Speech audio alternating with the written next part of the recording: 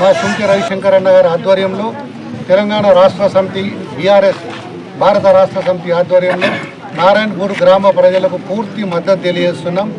వీళ్ళకి ఏ కష్టం వచ్చినా అంటే బీఆర్ఎస్ పార్టీ మాజీ ఎమ్మెల్యే గారి ఆధ్వర్యంలో రవిశంకర్ అన్న గారి ఆధ్వర్యంలో బీఆర్ఎస్ పార్టీ ఈ నారాయణపూర్ గ్రామస్తులకు అండగా ఉంటారని మీకు తెలియజేస్తున్నాం.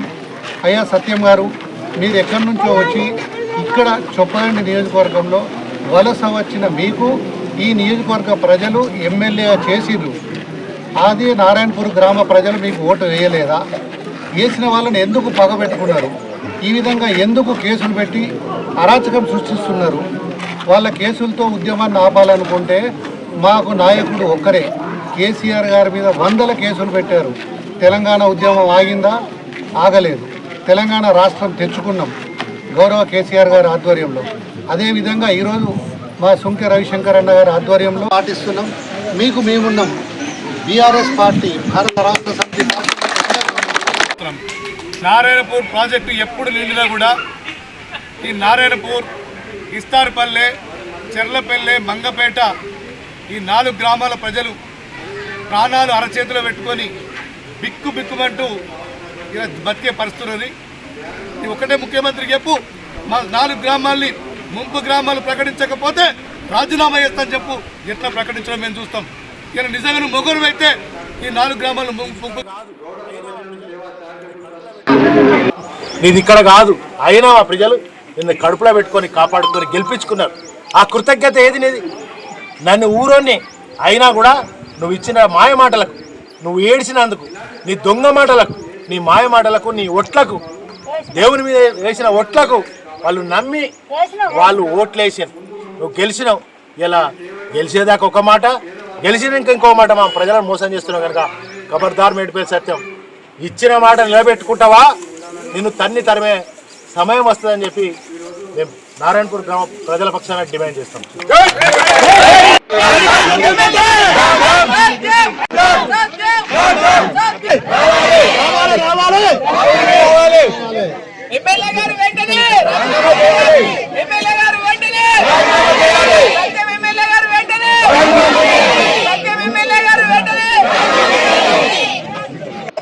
సత్యం గారు, మా ఊరు 2 వర్గాలు చేయొద్దు చేసినవు.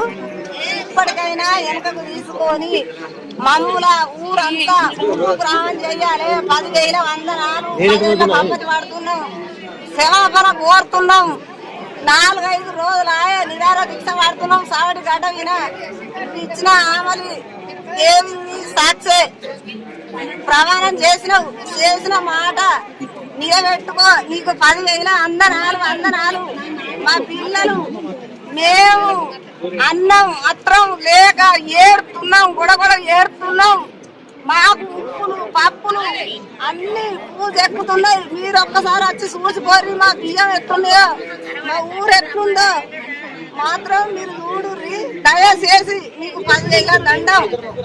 కానీ మాత్రం 2 వర్గాలు చెయ్యకు. నువ్వు రావాలి, మాకు సమాధానం చెప్పి నువ్వు మాకు తృప్తి చెప్పి మీ ఊరు తీసేద్దా అని మాకు ఆమెలు ఇవ్వాలి. నీకు 10,000 దండం. నారాయణపూర్ గ్రామం ముంపు గ్రామం చేయాలని మేము ఇక్కడ నిరారక్ష పట్టినాం. అన్యాయంగా కేసులు పెట్టుకుంటా గోళీలు వేసుకొని సర్పంచ్ మా మీద బదనాలు చేస్తుంది.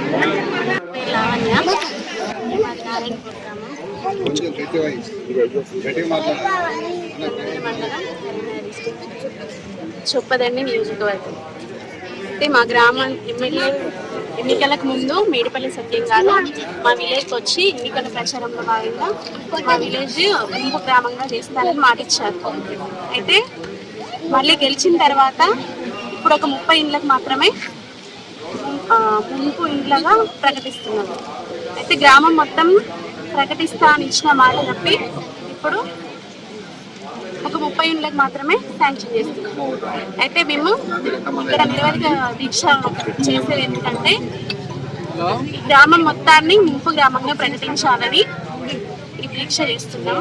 మా గ్రామం మొత్తాన్ని, నారాయణపూర్ గ్రామం మొత్తాన్ని ముంపు గ్రామంగా ప్రకటించాలి.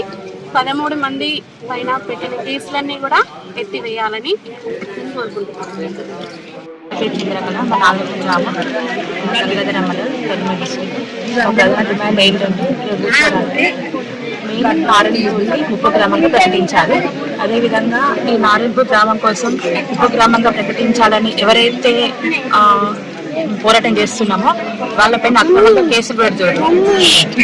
ఈ నారాయణపూర్ ఉపగ్రామంగా ప్రకటిస్తామని మేడిపల్లి సత్యం గారు ఎలక్షన్స్ ముందు మా గ్రామానికి వచ్చి ప్రకటిస్తాం. అయితే ఇప్పుడు వాటర్ ఎక్కువ రావడం వల్ల ఈ కూరలను పైన రావడం, తర్వాత పాకు రావడం, ఇంట్లో ఉన్న వస్తువులన్నీ కూడా ప్రతి ఒక్కటి మేము చదువుకుంటున్నాం. బుక్స్ ఇక్కడ సెల్ఫాలు పెట్టుకుంటే కూడా అసలు వాటర్ వల్ల మొత్తం బదులకి అన్ని ఖరాబ్ అవుతున్నాయి, ప్రతి ఒక్క వస్తువు కూడా. సో మా గ్రామాన్ని ఉపగ్రామంగా ప్రకటించాలని మేము కూర్చున్నాం. అదేవిధంగా ఇంకొకటి ఏంటంటే ఈ గ్రామంలో ఇప్పుడు 2 వర్గాలకు విడిపోయింది ఉపగ్రామంగా. కొంతమందికి డబ్బులు ఇస్తామన్నాం. సో మా యొక్క ప్రధాన డిమాండ్ ఏంటంటే ఉపగ్రామం అందరిపైన ఉంది, నష్టపరిహారం అంటే కొందరికి ఇస్తామంటారు. అది కాకుండా అందరినీ దయచేసి అందరినీ ఏకంగా చేసి ఉపగ్రామంగా ప్రకటించాలి. అదేవిధంగా ఎవరైతే మా కోసం పోరాడిన వాళ్ళని కేసులు పెట్టిరో వాళ్ళ పైన కేసులను ఎత్తివేయాలి. మీ 2 డిమాండ్స్, ఫస్ట్ ఉపగ్రామంగా ప్రకటించడం ఒకటి, నెక్స్ట్ అక్రమైన కేసులను ఎత్తివేయడం ఒకటి. వాళ్ళు ఎక్కడ తెలియదు అసలు. యాక్చువల్లీ 13 మంది.